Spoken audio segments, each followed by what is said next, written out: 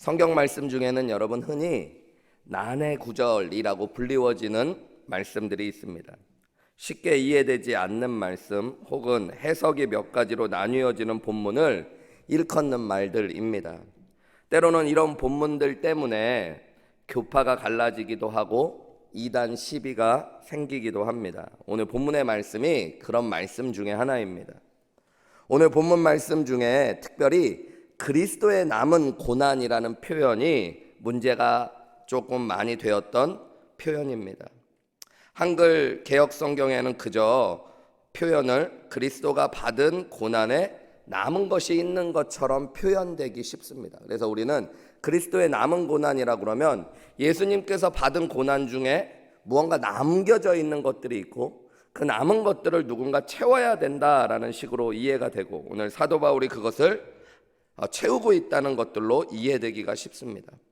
그러다 보면 예수님이 십자가에서 당하셨던 고난이 뭔가 부족했다라는 것들로 이해될 수도 있습니다. 양적이든 질적이든 예수님의 고난에 무언가 부족한 것들이 있었구나. 실제로 그래서 로마 카톨릭에서는 이 본문을 예수님의 고난 가운데 부족하게 남겨져 있는 부분들이 있고, 그것들을 그리스도의 속죄적인 고난에 남겨진 고난을 성도들이 보충해야 된다라고 설명합니다. 그래서 로마 카톨릭의 공덕 축적설이라는 것이 이런 데서 나오는 말씀이에요. 그런데 여러분, 복음적인 기독교 안에서 그런 해석은 전혀 받아들일 수 없는 해석입니다. 그리스도께서 저와 여러분을 위해서, 인류의 죄를 위해서, 우리를 구원하기 위해서 받으신 고난에는 결코 부족하거나 모자람이 없다라고 우리는 믿습니다. 우리가 오늘 함께 볼 골로새서 1장 24절 이 본문의 말씀 바로 앞에도 보면 골로새서 1장 20절에 사도 바울은 이렇게 이야기했어요. 그의 십자가의 피로, 예수님의 십자가의 피로 예수님께서 화평을 이루사 만물 곧 땅에 있는 것들이나 하늘에 있는 것들이 그로 말미암아, 예수님으로 말미암아 자기와 화목하게 되기를 기뻐하셨다. 여기 보면 예수님의 피로 자기와 화목하게 되었다는 표현이 원어로 보면 완전히 하나 되었다는 표현입니다. 예수님의 피로 우리는 완전하게 하나님과 하나 되는 구원을 이루었다라고 표현하고 있는 것이에요. 예수님께서 십자가에 못 박히셔서 외치셨던 7가지의 말이 성경에 기록되어져 있죠. 그래서 그것을 가상칠언이라고 하는데, 예수님이 외치셨던 마지막 말씀이 뭐예요, 여러분? 다 이루었다는 말씀입니다. 예수님이 다 이루었다라는 말은 제가 설교 때 여러 번 말씀드렸던 것 같은데, 당시에 보면 상업 용어입니다. 여러분, 예수님께서 이 테텔레스타이라고 다 이루었다는 말을 하셨을 때 그 말은 당시의 사람들에게 어떻게 쓰여졌던 말이냐면, 빚을 진 사람이 그 빚을 완전히 다 갚았다고 할 때 쓰는 표현입니다. 조금 남아있을 때 쓰는 표현이 아니라 오늘날 표현으로 보면 paid in full, 온전히 모든 빚이 갚아졌다라는 표현이에요. 예수님께서는 그러니까 십자가에서 저와 여러분의 죄의 값을 온전히 다 치르신 것입니다. 그래서 예수님께서 구원을 위해서, 저와 여러분을 위해서 치르신 고난에는 부족함이 없고 남아있는 것이 없습니다. 그런데 왜 사도 바울은 오늘 골로새서 1장 24절에서 자신이 고난을 받는 걸 기뻐하면서 그리스도의 남은 고난을 그의 몸된 교회를 위하여 자신의 육체에 채운다는 표현을 했을까요?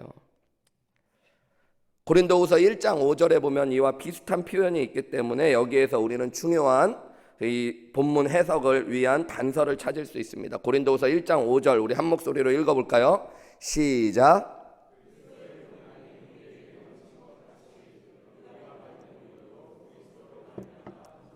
여기 보면 여러분 자세히 말씀을 보시면 그리스도의 고난이 우리에게 넘친 것 같이라고 이야기해요. 근데 이 그리스도의 고난이 우리에게 넘쳤다. 여기에도 보면 예수님이 받으신 고난이 우리에게 넘쳤다라는 것이 도대체 무슨 뜻일까? 이렇게 순간 조금 헷갈리실 수 있는데요. 헬라어 문법에 보면 무엇무엇의라고 하는 소유격 표현이죠. 그러니까 여기 보면 그리스도의 고난할 땐 그리스도의 소유격으로 표현된 고난인데, 이 소유격을 나타내는 뭐뭐의라는 단어가 헬라어에서는 토우라는 단어인데요. 이 단어를 해석할 때 특별한 헬라어만의 용법이 있는데요. 그것은 이 소유격을 주격적 소유격으로 해석할 수도 있고 목적격 소유격으로도 해석할 수 있다는 거예요. 아침부터 목사님이 왜 자꾸 갑자기 공부를 시키고 그러나 그럴 수 있는데, 여러분 예를 들어서 이 말씀을 주격적 소유격으로 해석하면 그리스도가 주어가 되어서 그리스도께서 받으신 고난, 우리가 쉽게 이해하는, 그렇게 이해할 수 있습니다. 그런데 다른 하나가 더 있는데 그 용법은 목적격적 소유격으로 이 말씀을 이해할 수도 있는 거예요. 그러면 그리스도가 목적어가 되어서 그리스도를 위하여 받는 고난이라고 해석할 수도 있습니다. 그래서 대부분의 성경학자들은 이 고린도후서 1장 5절의 말씀을 우리가 그리스도를 위하여 받는 고난으로 해석해요. 우리가 그리스도를 위하여 받는 고난이 우리에게 넘친 것 같이라고 이 말씀을 해석하는 겁니다. 여러분 그런 눈으로 다시 골로새서 1장 24절을 들여다보세요. 이제 공부는 거의 끝났고 이 말씀을 보시면 그리스도의 남은 고난이라고 할 때 이 그리스도 의에도 나오는 이 소유격을 만약에 목적격 소유격으로 이해한다면 우리가 그리스도를 위하여 남겨진 고난이 있다라고 이해할 수 있는 거예요. 그리스도를 위하여 남겨졌다라는 말, 이게 남겨졌다라고 번역을 했지만 이 말은 주어졌다라고도 번역할 수 있기 때문에, 여러분 바울은 자신이 교회를 위하여 복음을 위하여 사역을 하다가 받았던 고난들을 어떻게 이해했냐면 내가 그리스도를 위하여 받는, 주님께서 나에게 맡겨주신 고난이라고 이야기했던 거예요. 그리고 그것을 주의 몸된 교회를 위하여 내 육체에 채운다는 것은 예수님이 지금 부활하시고 승천하셨기 때문에 다른 것이 아니라 교회를 위하여 내가 희생할 때마다, 헌신할 때마다, 수고할 때마다 그것이 그리스도의 고난이 되어지고 그것이 내 육체에 채워지고 있다라고 고백했던 것입니다. 그리고 그래서 자신은 그것이 기쁘다라고 하는 말인 것입니다. 우리 어저께 또 마침 안종빈 목사님께서 이 부분들, 우리가 그리스도를 위하여 받는 고난에 대한 말씀을 잘 설명해 주셨기 때문에 여러분 내가 길게 이야기하지는 않겠어요. 우리는 특별히 그리스도를 위한 고난이라고 하면 마치 우리가 선교를 하다가 엄청난 희생을 하고 또 목회자가 되어서 일생의 삶을 하나님께 바치는 것들을 쉽게 생각할 수 있습니다. 아니면 공산 정권 치하에서 교회를 다니는 것들로 말미암아 목숨을 바치는 그런 일들이 떠오를 수 있습니다. 그러나 여러분 그리스도를 위한 고난은 꼭 그렇게 목숨을 바치는 것들만을 의미하는 것이 아니라, 우리 어저께 안종빈 목사님이 잘 설명해 주신 대로 내가 예수님 때문에 손해를 볼 수 있다면, 불편을 감수할 수 있다면, 내가 작은 부분이지만 그것들을 내려놓고 희생하고 하나님 앞에 드릴 수 있다면, 여러분 그것이 그리스도를 위한 고난일 수 있는 것입니다. 시간을, 물질을, 또 내 마음의 자존심을, 때로는 내 감정들을 예수님 때문에 희생할 수도 있고 내려놓을 수도 있다면, 여러분 그것이 그리스도를 위한 우리에게 주어진 고난이 되어질 수 있는 것이죠. 그래서 사도 바울은 오늘 우리에게 이야기해주고 있어요. 그리스도의 고난을 알고 그 복음 위에 서 있었던 자신은 하나님께서 자신에게 주신 교회를 위한 희생, 헌신, 수고를 감당할 때마다 그것이 그리스도를 위한 나에게 맡겨진 고난이라는 생각들을 하면서 기뻐했다라고 이야기하고 있습니다.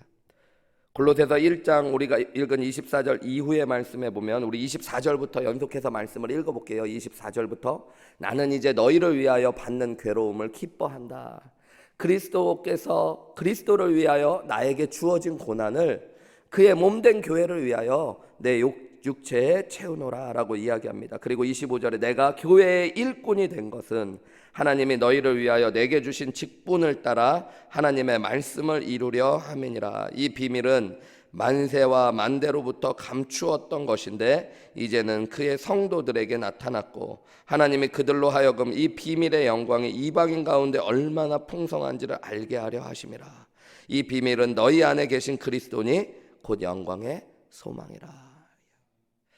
교회의 일꾼이 되어서 교회의 직분을 감당하면서 복음을 위해 일하는 것들, 그래서 믿지 않는 자들 안에 그리스도의 영광과 은혜가 얼마나 풍성한지를 드러내는 것들, 그것이 그리스도를 위하여 받는 고난 불편이고, 그것이 교회를 위해 내가 내 육체의 그것들을 채울 때마다 기뻐한다라는 고백, 그것이 그리스도의 죽으심과 또 고난을 깨닫고 복음의 비밀을 깨달았던 사도 바울이 고백하는 믿음의 삶입니다. 여러분, 이것이 저는 예수님을 믿는 사람들, 그리고 고난 주간을 우리도 한 주간 보냈으니까요, 예수님의 고난을 나를 위한 고난이라고 믿는 사람들이 걸어가야 되는 믿음의 길이라고 믿습니다. 여러분, 우리가 이제는 예수님의 고난을 묵상하고 나서 우리는 어디로 걸어가야 될까요? 그리고 무엇을 향해 신앙생활을 해야 될까요? 내일 부활절이 됐으면은 고난주간 일주일간 힘들었던 특별 새벽 기도회도 끝났다, 이제 나도 부활한다 라는 마음으로 막 기쁘게 찬양하고 다시 예전의 삶으로 그대로 돌아가는 게 부활이 아니겠죠. 여러분, 우리가 예수님의 고난을 우리의 삶 가운데 묵상했다면 이제는 내가 예수님을 위해 해야 될 희생과 헌신, 고난을 기뻐할 수 있을까? 내가 교회에서 맡겨지는 사역들, 또 맡겨지는 직분을 감당할 때마다 그것이 그리스도를 위한 고난이라면 내가 그 길을 감사하며 걸어갈 수 있을까를 여러분 오늘 생각하셔야 됩니다. 그리고 그 길을 내가 걸어가기로 결단할 때 우리는 고난주간을 잘 보내고 그 의미를 깨닫고 내 삶에 채운 사람들이 될 수 있는 거예요. 저도 이번 고난주간을 보내며 그리스도의 십자가를 묵상하는 가운데 하나님이 주신 많은 은혜들이 있었지만, 특별히 제가 목회자로서, 그리고 저와 우리 한우리교회가 앞으로 어떤 길을 걸어가야 되나에 대한 하나님께서 주시는 은혜들이 많이 있었습니다. 세상의 길이 아닌 예수님의 길을 걸어가는 사람들, 높아지기 위한 길을 걸어가는 것이 아니라 더 예수님을 위해 낮아질 수 있는 길을 걸어가는 사람들, 예수님의 말씀처럼 넓은 길이 아니라 좁은 길을 걸어갈 수 있는 사람들. 예수님은 이렇게 말씀하셨죠. 마태복음 16장 24절에 누구든지 나를 따라오려거든 자기를 부인하고 자기의 십자가를 지고 나를 따르라. 여러분, 예수님을 따르는 사람들, 예수님을 믿는 사람들이 걸어가야 될 길이 있다면 그것은 이제는 자기를 부인하고 자기 십자가를 짊어지고 예수님을 따라가야 될 줄 믿습니다. 한 10년 전쯤에 인터넷 기사로 이런 제목의 글을 읽은 적이 있습니다. 법륜 스님이 목사 부인에게 예수의 길을 말하다. 근데 이 제목이 저는 너무 마음에 안 들었어요. 벌써 보니까 기독교에 좀 비판적인 글인 것 같아요.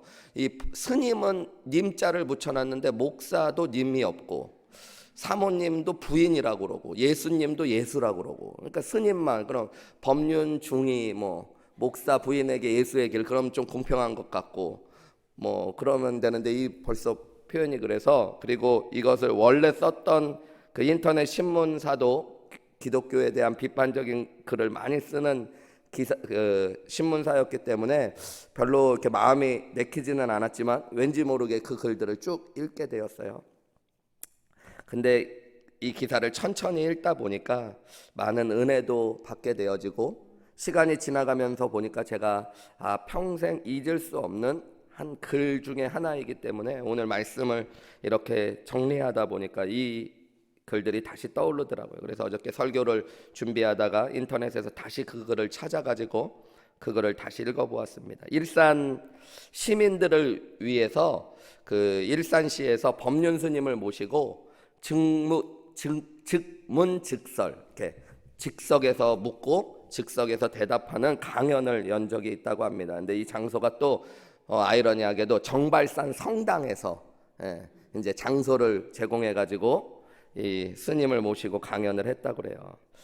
법륜 스님이, 저는 한 번도 실제로 뵌 적도 없고 TV에서 잠깐 얼굴만 뵌 적이 있는 것 같은데, 이분이 유머도 넘치고 강연을 잘 하시는 분 같아요. 그래서 그런 이야기를 하셨더래요. 성당에서 이런 자리를 마련해 주셔서, 빌려 주셔서 너무너무 고마운데 그렇게 큰 빚을 졌다고 생각은 안 한다고, 실제로 이렇게 역사적으로 보면은 맞는 얘기인지는 모르겠지만 기독교가 처음 들어왔을 때 캐톨릭 신자들이 박해받고 여러 가지 어려움 고난을 받을 때 그 절들에서도 이렇게 장소를 빌려주고 그런 적들이 있었는데, 그래서 그냥 자기는 그렇게 큰 빚을 졌다고까지는 생각을 안 한다 그러면서 이제 유머러스하게 강연을 시작하면서 혹시 먼저 질문하면서 이야기하실 분이 있냐고 그랬더니 그 자리에 참석했던 한 목회자의 아내 되시는 사모님이 이런 질문을 했다고 합니다. 처음에 이렇게 시작했다고 그래요. 지혜롭고 자애로우신 스님께 여쭐 수 있도록 허락해 주신 하나님께 감사를 드립니다. 이렇게 하면서 시작을 했대요. 그래서 사람들이 막 웃으면서 그러면서 자신의 사연을 이야기했다고 합니다. 성실하고 최선을 다하는 남편에게 길이 열리지 않고 악한 일을 겪으니 내 마음이 너무 괴롭습니다. 남편은 개신교 목사님인데 국내에서 석사를 마치고 세계 유수 대학에서 박사학위를 받았습니다. 형제 많은 가난한 농가에서 태어난 남편에게는 쉽지 않은 길이었습니다. 유학길에 오르기 전에 모 단체의 장학생으로 선발되었으나 결국은 장학금을 받지 못했습니다. 선발자가 자기 지인으로 장학금 수여자를 변경해서 가로챘다는 사실을 뒤늦게 알고 실망이 컸지만 꿈이 있었기에 또 열심히 공부를 마치고 사역을 할 수 있었습니다. 학위를 취득한 후에 돌아와 연구하며 강사 생활을 하다가 교수로 임용될 기회가 있었는데 그때도 연구 실적이나 심사 기준에서 1등이었던 남편이 아니라 2등인 사람이 인맥을 내세워 임용되었습니다. 많이 울고 절망했지만 하나님의 뜻이 다른 곳에 있으리라 믿고 견뎠습니다. 그러다가 어떤 교회에 초빙이 되어 목회를 하게 되었습니다. 제 남편이 사역하기 전에 여러 명의 목사님을 핍박해서 내쫓은 전력이 있는 교회였습니다. 교회 역사가 그렇다 보니 성도님들이 다 떠나버리고 시골의 집성촌처럼 한 일가를 중심으로 하는 소수만 남아있는 교회였고 개중 대부분이 장로님과 권사들이었습니다. 남편은 6년 동안 새벽부터 밤늦게까지 최선을 다하면서 사랑으로 성도들을 보살피고 교회 재건에 힘썼습니다. 그런데 장로들이 5년째 되던 해부터 1년 동안 핍박과 조롱과 멸시와 인격 모독을 비롯한 온갖 악랄한 방법으로 괴롭혀 결국 남편은 올해 3월에 사임하고 말았습니다. 용서하자 마음 먹다가도 장로며 교회가 어찌 이렇게 악할 수 있나 싶어 제 마음이 너무 참담하고 억울합니다. 이런 나날이 2년 정도 계속되다 보니 마음도 몸도 많이 상했습니다. 제가 어떻게 기도해야 남편의 길이 열릴까요? 어떻게 해야 늘 최선을 다하지만 빼앗기기만 하는 남편한테 하나님께서 교회를 교회되게 하고 성도를 성도되게 하는 지도자로서의 길을 열어주실까요? 이렇게 스님한테 물어본 거예요. 그런데 이 스님이 이렇게 대답을 했다고 합니다. 이분을 위해서 큰 격려와 박수를 한번 부탁드립니다. 한 뒤에 이건 어떤 인생의 길을 선택하느냐의 문제입니다. 그리스도의 길을 따를 것인지 세상의 길을 따를 것인지의 문제입니다. 그리고 그것을 항상 먼저 선택하셔야 됩니다. 관점이 이리 갔다 저리 갔다 하기 때문에 지금 혼란스럽지 않나 싶습니다. 그리스도의 길을 따른다는 관점에서 보면 지금 남편에겐 아무 문제가 없습니다.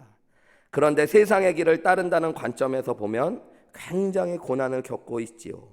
내가 어느 쪽을 선택하느냐라는 문제인데 질문하신 분은 지금 세상의 길이라는 관점을 갖고 바라보고 있습니다.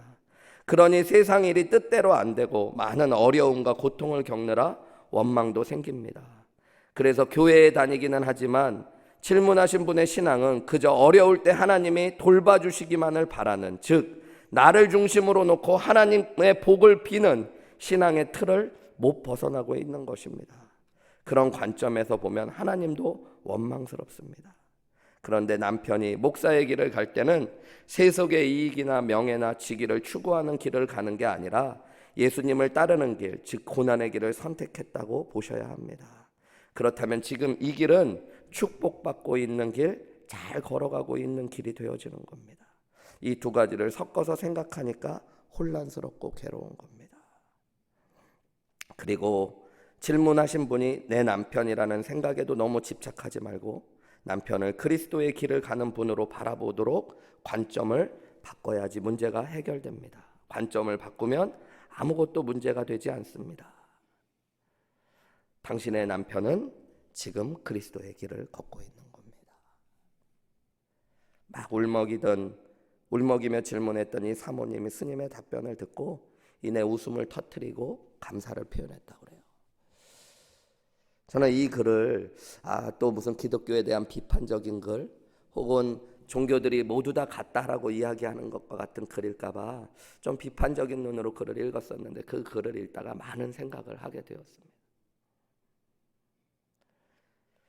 여러분, 우리는 고난주간을 맞춰가면서 이제는 고난주간이 끝나고 우리는 어디로 걸어가야 될지에 대한 생각을 좀 같이 해봤으면 좋겠습니다. 예수님을 믿는다고 하면서 우리의 신앙이 때로는 흔들리고 때로는 우리의 감정을 주체하지 못하고 하나님 앞에 옳게 서지 못하는 이유 중에 많은 부분은 우리가 예수님의 길을 함께 걸어가는 것이 아니라 예수를 위하여 살고 예수님이 걸어가신 길을 함께 걸어가는 것들이 아니라 예수님의 이름을 구하지만 여전히 세상의 길을 걷기 원하고 세상의 것들만을 갖기 원하는 모습이 우리 안에 있지 않은가라는 생각들을 하게 됩니다. 오늘 사도 바울은 자신에게 주어진 길이 있는데 그것이 바로 예수님을 위하여 받는 고난의 길이라고 이야기하고 있고, 그것은 그냥 막연한 것이 아니라 교회를 위하여 때로는 직분을 받고 복음을 위하여 내가 때로는 불편을 감수하고 희생하는 것, 그것이 주님을 위한 고난이라서 그 고난을 자신은 기쁨으로 받고 있다라고 이야기하고 있는 것입니다. 그리스도를 위한 고난을, 하나님의 말씀을 위한 고난을 그리스도의 고난이라고 표현한 것. 여러분, 근데 재미있는 것은 헬라어에도요, 그리스도를 위한 고난이라는 그 위한이라는 말을 강조할 수 있는 표현이 있음에도 불구하고 이 그리스도를 위한 고난을 왜 이렇게 헷갈리게 그리스도의 고난이라고 이 소유격을 통해서 표현했을까 생각해 보면, 사도 바울은 의도적으로 내가 그리스도를 위하여 받는 고난이 그리스도께서 함께 하시는 고난이고 그리스도께서 자신의 고난으로 받아주신다는 것들을 깨달았고 그것을 지금 이야기하고 있는 것입니다. 이게 무슨 얘기냐면요, 여러분, 내가 교회를 위해 복음을 위해 하나님께서 맡겨주신 사명에 있어서 때로는 물질을 희생하고 시간을 희생하고 불편을 감수하며 주님 위하여 일할 때 예수님이 나와 함께 하신다는 이야기고요, 그것뿐만 아니라 내가 그렇게 고생하는 것들을 예수님이 자신이 받은 고난으로 받아들여 주신다는 거예요. 사도 바울은 이것을 일찍 깨달았습니다. 사도행전 9장에 보면 사도 바울이 예수님을 만났을 때 사도 바울은 교회를 핍박하고 있었어요. 예수 믿는 사람들을 핍박하고 있었습니다. 그런데 예수님이 뭐라고 이야기하시냐면 사도행전 9장 4절에서 5절에 보면 땅에 엎드러져 소리를 들으며 소리가 있어 이르되 사울아 사울아 네가 어찌하여 나를 박해하느냐 하시거늘 대답하되 주여 누시오니까 이르시되 나는 네가 박해하는 예수라. 사도 바울은 누구를 박해했어요? 교회를 박해했습니다. 지금 박해를 받고 있는 건 예수님이 아니라 교회였어요. 그런데 그 교회의 고난을 예수님은 뭐라고 말씀하셔요? 내가 박해받고 있다고 말씀하시는 거예요. 여러분, 우리가 예수님을 위하여 받는 고난을 예수님은 자신의 고난이라고 말씀해 주세요. 나의 고난처럼 함께 여겨주시고 함께 아파해 주시고 함께 그 길을 걸어가시는 주님이 있다는 것들을 아는 것. 여러분, 그래서 우리가 예수님의 함께 하심, 축복하심을 깊이 경험할 수 있는 놀라운 은혜가 주님을 위하여 받는 고난 가운데 있다는 것들, 여러분 그것을 기억하셔야 됩니다. 이것은 교회를 위해 희생해보고 헌신해보고 수고해 본 분들이 진심으로 알 수 있고 느끼는 마음. 저도 목회를 하면서 하나님께서 주신 많은 복들이 있는데 가만히 돌아보니까 목회자로 살면서 제일 감사한 것은 주님을 목회하면서 더 깊이 느낄 수 있었다. 주님이 나와 함께 하신다는 것, 그리고 주님이 내 아픔을 자신의 아픔처럼 함께 아파해 주시고 내가 슬플 때 함께 슬퍼해 주시는 귀한 주님이라는 걸 제가 깊이 느낄 수 있었는데, 그런 시간들은 다 목회하면서 어려울 때, 내가 목회하면서 때로는 이렇게까지 희생해야 되나, 헌신해야 되나, 양보해야 되나 할 때마다 사람들 앞에도 갈 수 없어서 주님 앞에 무릎을 꿇으면 주님이 결론적으로 저에게 오시는 건 내가 지금 너와 함께한다. 그리고 네가 나를 위해 받고 있는 이 불편, 희생, 헌신, 수고, 고난이 나의 고난이고 내가 그 고난을 나의 고난으로 받아들여서 너와 함께한다라는 은혜들을 주님이 주시더라고요. 여러분, 저는 우리 한우리교회가 그리스도의 길을, 그리스도를 위하여 걸어갈 수 있는 교회였으면 좋겠습니다. 우리 교회 성도님들이 그래도 적지가 않잖아요. 어른들이 지금 근 500명씩 되어가고 아이들까지 다 하면 600명이 넘는 성도님들이 이제 모이는 교회가 되어가고 있어요. 여러분, 근데 그분들이 다 예수님의 이름을 외치는데 자기들을 위한 길을 걷기 원하고 세상의 길을 걸어가며 높아지고 무언가를 얻기 위하여 때를 쓴다면, 여러분, 예수님은 안 그러시겠지만 저는 목회자로서 너무너무 무서울 것 같아요. 두려울 것 같아요. 그런데 우리 교회가 한 마음으로 예수님을 위해서라면 그리스도의 길을 함께 걸어가기로 결단하며 내가 조금 희생하더라도 헌신하더라도 수고하더라도 그리스도를 위하여, 복음을 위하여 교회에 맡겨진 직분들을 감당하겠습니다. 순종하겠습니다. 그 길을 걸어가겠습니다 라는 사람들로 가득하다면 우리를 통해 분명히 하나님의 영광 받으시고 또 하나님께서 함께하여 주실 줄 믿습니다. 갈라디아서 6장 17절에 보면 사도 바울은 자신이 예수의 흔적을 가지고 있다고 그래요. 이 흔적이라고 표현된 것이 스티그마라는 말인데요. 이 스티그마라는 말은 상처 혹은 낙인이라는 뜻입니다. 사도 바울은 자신의 몸에 예수님을 위한 예수의 흔적이라고 그러는데, 그 소유격의 표현대로 보면, 우리가 오늘 배운 대로 보면 그것을 예수님을 위한 상처, 흔적을 가지고 있다라는 말이에요. 사도 바울은 의도적으로 예수님이, 여러분, 우리를 사랑하신다는 증거가 뭐예요? 예수님의 두 손의 못자국과 옆구리의 창자국이었을 거예요. 그래서 예수님은 그것을 제자들에게 보여주고 나셨습니다. 사도 바울도 예수님을 사랑한다라는 증거가 자신에게 있대요. 그것이 자신 안에 있는 흔적, 상처, 스티그마라고 이야기합니다. 그것이 도대체 무엇이었을까요? 사도 바울이 자랑했던 것들을 우리는 생각해 볼 수 있습니다. 고린도후서 11장에 보면 사도 바울이 받았던 고난, 고생을 자랑하고 있습니다. 그들이 그리스도의 일꾼이냐 정신없는 말을 하거니와 나는 더욱 그러하도다. 내가 수고를 넘치도록 하였고 옥에 갇히기도 많이 하고 매도 수없이 맞았고 여러 번 죽을 뻔하였다. 유대인들에게 40에 하나 감한매를 5번 맞았으며 3번 태장으로 맞고 1번 돌로 맞고 3번 파선하고 일주야를 깊은 바다에서 지냈으며 여러 번 여행하면서 강의 위험과 강도의 위험과 동족의 위험과 이방인의 위험과 시내의 위험과 광야의 위험과 바다의 위험과 거짓 형제 중의 위험을 당하였고 또 수고하고 애쓰고 여러 번 자지도 못하고 줄이고 목마르고 여러 번 굶었고 춥고 헐벗었노라. 이 외의 일은 고사하고 아직도 날마다 내 속에 눌리는 일이 하나 있는데 그것은 곧 교회를 위한 일이라고 이야기해요.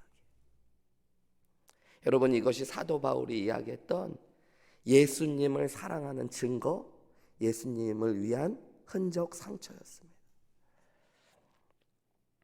저는 우리 교회가, 그리고 저와 여러분이 예수님 앞에 섰을 때 자랑스럽게 보여줄 수 있는 흔적들이 있었으면 좋겠어요. 오늘날 세상에는 간증 집회를 하다 보면 예수님한테 받은 영광들을 너무 많이 이야기하잖아요. 저는 청년들 사역할 때 그런 간증들이 너무 많다는 생각들이 들었어요. 우리 아이가 공부 잘 못했는데 막 하나님 앞에 기도하고 그랬더니 우리 애가 서울대 갔다, 의사가 됐다, 외국의 아이비리그 대학에 갔다. 근데 그런 간증을 들을 때마다 제 주변에 있었던 교회에 있는 청년들 중에는 교회 안 다니고 교회 헌신 안 하면 조금 더 좋은 대학 갈 수 있지만 교회 일 중고등부 열심히 하다가 좋은 대학 못 간 청년들이 제 주변에 많이 있었거든요. 그 아이들을 보면서 저런 간증들 속에는 아이들이 참 큰 패배감을 가질 텐데, 오늘 교회가 자랑해야 될 것, 그것이 있다면 물론 예수 그리스도의 십자가만을 자랑해야 되지만 내가 예수 그리스도를 위해서 남겨진 고난을 주어졌던 고난을 기쁨으로 감당하고, 그래서 내가 받은 상처와 또 마음에 힘든 것들이 있다면, 여러분 교회 일하다 보면 상처받을 수 있죠. 성도님들 중에 그런 분들이 있어요. 그 상처가 여러분 영광이 되시는 은혜가 있으시기를 주님의 이름으로 축복합니다. 목사님한테 맨날 와서, 목사님 저 상처받았어요, 저 교회 못 다니겠어요, 저 교회 일 못 하겠어요, 이게 아니라 누구 사람들한테 받는 상처나 아픔, 여러분 교회 일 안 하면 그런 거 받을 이유 없죠. 그런데 하다 보면 상처받을 수 있어요. 그런데 그것이 내가 그리스도를 위한 흔적을 가지고 있다라고 자랑할 수 있는 거예요. 내가 주님의 길을 잘 걸어가고 있다는 증거가 되었으면 좋겠어요. 내가 예수님 안 믿으면 손해보지 않아도 되는 물질도 있을 수 있고 시간도 있을 수 있죠. 여러분 그런데 그것이 그리스도를 위한, 그리스도를 사랑하는 흔적이기 때문에 저와 여러분의 자랑이 되어지기를 간절히 소망합니다. 그리고 그것이 우리 교회가 걸어가는 길이었으면 좋겠습니다. 우리가 예수님 때문에 이렇게 큰 성전을 갖게 되었습니다. 이렇게 많은 사람들을 갖게 되었습니다. 그래서 우리는 세상에 높아지고 커졌습니다가 아니라 우리는 주님을 위하여 이렇게 희생했습니다. 주님이 나를 위해 희생하신 것들을 따라 우리도 예수님을 위하여, 복음을 위하여 우리가 함께 물질과 시간과 마음을 들여 우리는 이렇게 주님의 길을 걸어가며 예수님을 믿지 않는 자들을 구원하기 위하여 함께 걸어갔습니다. 함께 주님의 사명을 감당했습니다. 이렇게 고백할 수 있는 교회, 그것이 우리 한우리교회 되시기를 주님의 이름으로 축복합니다. 우리 함께 기도하셨으면 좋겠습니다. 여러분 오늘 주신 말씀을 붙잡고 함께 기도하셨으면 좋겠습니다.